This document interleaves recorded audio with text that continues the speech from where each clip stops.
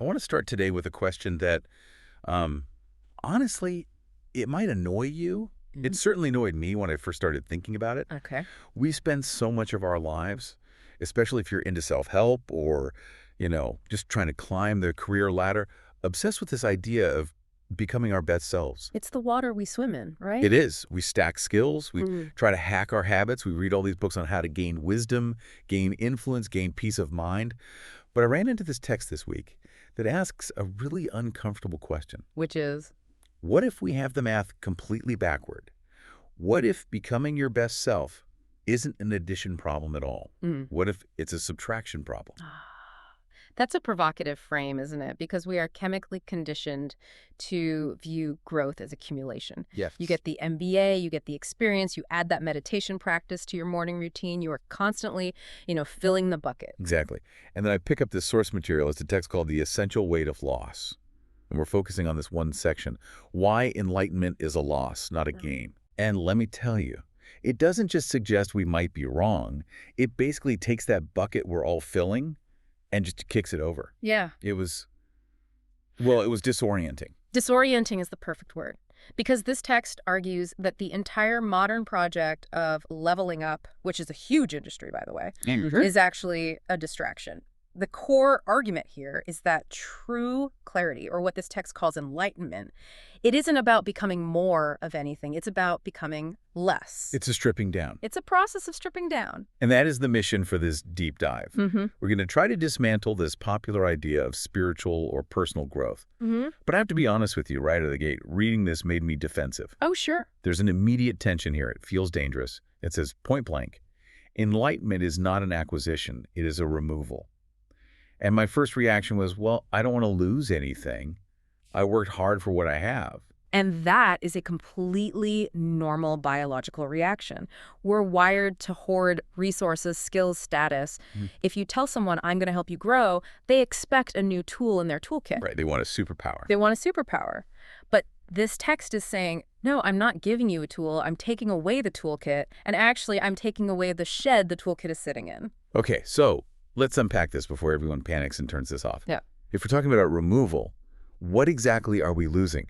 Because if you tell me I'm going to lose my intelligence or my drive or my ability to care about my family, I'm checking out. Of course. That sounds like a lobotomy, not enlightenment. Right. And the source is very careful to make that distinction early on. It says explicitly, what is removed is not intelligence, capacity, or care. You don't lose your ability to function. What you lose is illusion. Illusion. Okay, that's a nice, safe, spiritual word. But then the text gets specific, and that's where it stopped feeling safe for me. It identifies 3 specific structural assumptions, these illusions that our ego uses to prop itself up. Right. And when we go through these, I think a lot of listeners are going to feel a little called out. I know I did. These are the 3 pillars of ego. And what's fascinating is that they aren't things we just do occasionally.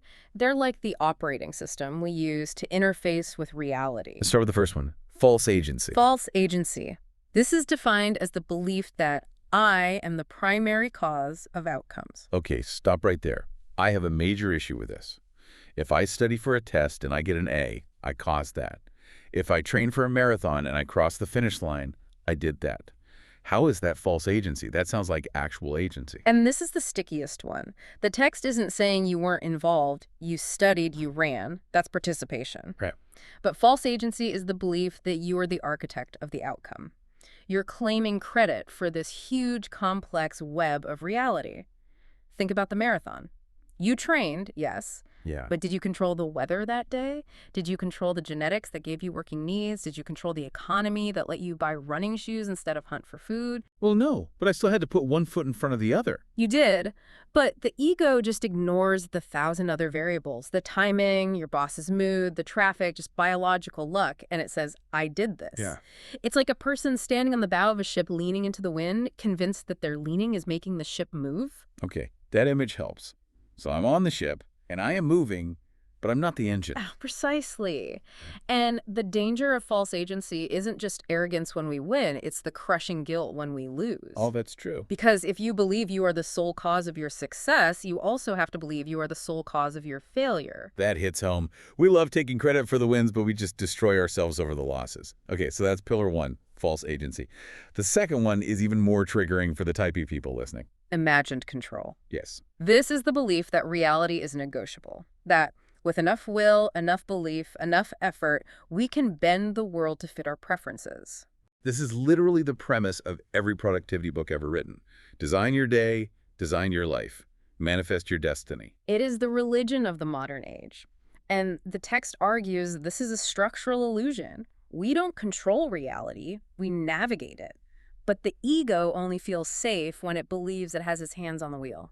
But isn't there a difference between trying to control the weather and trying to control, I don't know, my quarterly sales figures? Yeah. I can't control the rain, but I can control how many calls I make. You can control the calls, that's participation again. You cannot control if the person on the other end picks up, if they have budget, or if their company just got acquired that morning. Right. Imagined control is the anxiety. It says, if I just grip the armrest of this airplane hard enough, I can stop the turbulence. And we all grip the armrest. We grip it till our knuckles turn white. And it changes nothing about the flight. It just exhausts the passenger. Which brings us to the third pillar.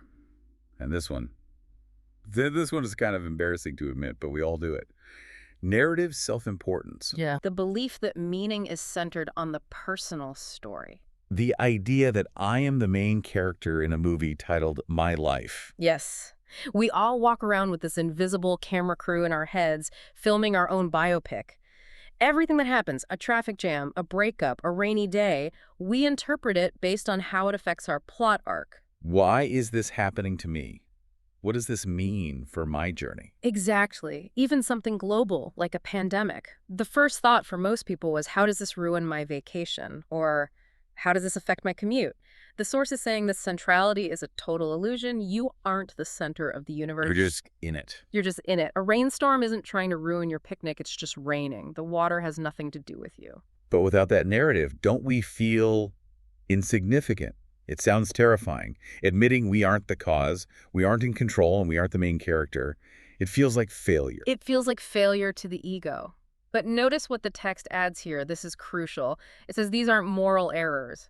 You aren't a bad person for thinking this way. These are structural assumptions. It's just the operating system the ego uses to make sense of the world. The problem is the operating system is buggy. It doesn't match reality. So let's say we actually go through this process. We delete the buggy operating system. We undergo this removal. What does that feel like? Because usually when people talk about spiritual awakening on Instagram, it's all bliss and light. Yeah, feel on top of the world. Right. But this source paints a very, very different picture. Oh, it paints a much darker picture, at least initially. The text says, this is why enlightenment feels like loss before it feels like clarity. Loss before clarity. Wow. Think about it. If your entire sense of safety is built on the idea that you're in control, what happens when that idea gets taken away? You don't feel free. You feel exposed. You feel naked. Naked, exactly. The source breaks down the specific feelings for losing those three pillars, and they are not pleasant. It says losing false agency feels like diminishment. Right. I used to be the mighty doer of things, the captain of my soul, and now I realize I'm just a participant. That feels small. It feels like a demotion. And losing imagined control feels like vulnerability. Suddenly you realize you can't guarantee safety or success. You're open to the elements. You realize the armrest you were gripping wasn't actually connected to the plane's controls. That's a terrifying moment. And then losing narrative centrality, that main character energy, it says that feels like erasure. And that's the hardest one for people, erasure. It feels like you're being wiped out. If the story isn't about me, then who am I? And the text validates that fear. It says, yes, to the ego, this feels like dying. That sounds horrible. Why would anyone sign up for this? Come to my seminar, you'll feel diminished, vulnerable, and erased. It's a hard sell. And here's the pivot. This is where it gets really interesting. The source argues that this feeling of death is actually a trick of the light. How so? It says, nothing essential is taken away. What disappears is only the fiction that the self was ever in charge. You aren't losing your life, you're losing the lie about your life. So if we lose the lie, what's left? The text introduces this concept of alignment. And I want to dig into this because I think alignment is one of those buzzwords that gets thrown around, but the text uses it very differently. It does. It contrasts alignment specifically with empowerment. Which is huge because we are obsessed with empowerment. We want to feel stronger, bigger, more capable. We want to be the wave crashing on the shore. But the source says what's left after the illusion is gone is alignment. And alignment is not power, it is proportion. Proportion. Uh, That is such a quiet, almost boring word compared to Yeah. power. What does living in proportion actually look like? Think of a surfer. Empowerment is the surfer thinking they can command the ocean, force a wave to appear just by willing it. Alignment is the surfer waiting, watching, and then positioning themselves perfectly to ride the energy that is already there. So it's not passive. Proportion sounds like I just sit in a chair and let life happen to me. Not at all. The surfer is incredibly active, paddling, balancing, reacting, but they aren't trying to be the ocean. The text says in this state of alignment, you see what you can affect and what you cannot. Right. And that sounds simple, but think how much energy we waste trying to affect things we literally cannot change. Other people's opinions, global politics, what happened 10 years ago. Oh, absolutely. I spend 90% of my mental energy just arguing with reality.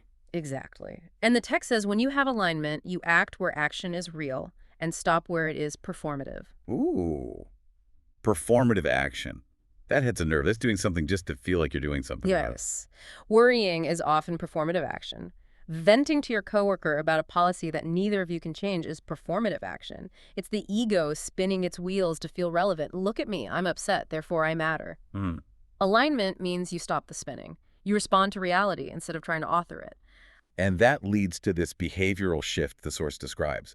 It says, enlightened people often seem less driven, less dramatic, and less invested in outcome. Which can be very confusing to observe, say, in a corporate setting. Mm. In our culture, if you aren't stressing out, people think you don't care. Right. Why aren't you freaking out about the quarterly numbers? Don't you want this? Where's your passion? Exactly. Why aren't you grinding? But the text clarifies, it's not that they care less, it's that they no longer mistake desire for agency. That is a profound sentence. Isn't it? Just Yeah. because I want something badly doesn't mean I have the force to make it happen. And recognizing that brings a kind of calm that looks like detachment, but it's actually just efficiency. You're not leaking energy into illusions anymore. You're the surfer saving their energy for the actual wave. Precisely. Okay, I'm starting to see the appeal. It's efficiency. It's sanity. Yeah. But here's the elephant in the room. If this is the truth, if this removal leads to clarity, why isn't this the message we hear? Why is every bestseller, every seminar telling me I can manifest my dreams and control my destiny? Because, as the source bluntly puts it, if enlightenment were sold as loss, the market would collapse. The market problem. I loved this part of the text. It felt like such a savage critique of modern spirituality. It really is. The source argues that a spirituality built on empowerment must promise gain. It has to. You're buying a product. If I sell you a book or a retreat for $5,000, I need to tell you that you will come out of it with more. More control, more influence, more capacity. More something. If I pitch a seminar called Come Lose Your Illusions and Feel Diminished and Erased, I probably wouldn't sell many tickets. You'd go out of business in a week. Exactly. Modern spirituality can't tolerate the framing of loss. So what does it do? It repackages enlightenment. Yeah. The text says awakening becomes optimization. Alignment becomes authority. And illusion quietly remains intact. That's the kicker for me. We are using spiritual language to reinforce the very ego we're supposed to be dissolving. Yes. We turn mindfulness into a productivity hack so we can be better at our jobs. It's McMindfulness. We meditate not to dissolve the self, but to sharpen the self so it can make more money. We turn manifestation into a way to get the car we want.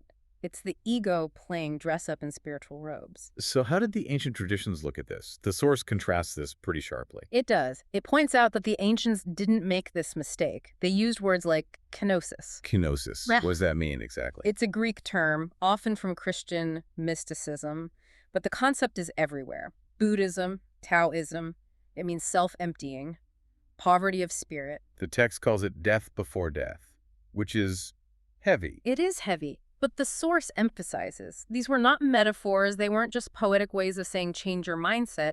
They were descriptions of mechanics. Mechanics, like physics. Yes. Just like gravity is a mechanic. Something has to fall away for perception to be unburdened. You can't see clearly if your lens is painted over with pictures of yourself. You have to scrape the paint off. That's a mechanical process of removal. And you can't add your way to a clean lens. You can't paint over the paint with spiritual paint and expect to see better. Precisely. As the text says, you cannot gain your way into coherence. You can only lose what distorts it. This is why, fundamentally, true enlightenment is bad for the economy. It offers no leverage to the ego. No leverage. I love that. The ego is always looking for leverage. How can I use this? How can I use this knowledge to get ahead? And this text just crosses its arms and says, you can't. This isn't for you because you are the problem. You can't use it. You can only surrender to it. And that leads to the final, somewhat stark conclusion about the aftermath. Let's say you do it, you scrape the paint, the host of the ego party has gone home, the lights are on. What's left? What is left? The source says, what remains afterward is not special. It is simply true. Not special. That stings a little bit. I think deep down, we all want the result of our spiritual journey to be that we become the chosen one. Neo in the Matrix. Yes. But being the chosen one is just another narrative. It's just another movie script where you're the center. Truth isn't about being special. It's about being real. The source ends with this powerful line. Truth does not enhance the self. It dissolves what the self was pretending to be. It dissolves the pretender. Wow. Yes, and that is the ultimate freedom. Think about how exhausting it is to be the pretender. The pretender is constantly trying to manage outcomes, manipulate perceptions, secure its position, make sure everyone sees it in the right light. When the pretender dissolves, you aren't enhanced in the superhero sense. You are just present. You're aligned in proportion to reality. Exactly. It's interesting because, in a way, we end up back where we started, but completely different. We started by asking if we could become our best selves, and the answer seems to be, no, you can't, because that self you're trying to polish is the thing that's in the way. That's the paradox. You have to lose it to find what's actually true. You lose the story of your life to find the life itself. So what does this all mean for the listener right now? Maybe they're driving to work or at the gym. This is pretty high-level stuff. Why does it matter on a Tuesday morning? I think it matters because it offers a massive release valve. We are under so much pressure to manifest, to optimize, to control. We feel like if we aren't crushing it, we're failing. This text gives you permission to put that burden down. Right. You don't have to be the architect of the universe. You don't have to force reality to cooperate. It's almost like you can stop swimming upstream and just let the current take you. Not because you're giving up, but because you realize you aren't the river. Exactly. You can stop performing and start responding. You can engage with what is actually in front of you, the laundry, the traffic, that difficult email, rather than the story of what those things mean about you. It's a much lighter way to live. The essential weight of loss. It's a heavy title, but the result is lightness. The weight is the illusion. Losing it is the relief. I want to leave everyone with a thought experiment to mull over this week, something that really stuck with me from this text. We talked about the movie of your life. Usually, you think you're the main character frantically rewriting the script to force a happy ending. But I want you to try something different. What if you realized you aren't the writer? You aren't even the actor. What if you are just the screen? The screen doesn't care if the movie is a comedy or a tragedy. It just holds the light. If you stopped viewing your life as a story you have to control, would you feel erased, like the ego fears? Or would you finally just be free to watch the movie? That is the question, and I think the answer changes everything. Thanks for diving in with us. We'll see you next time.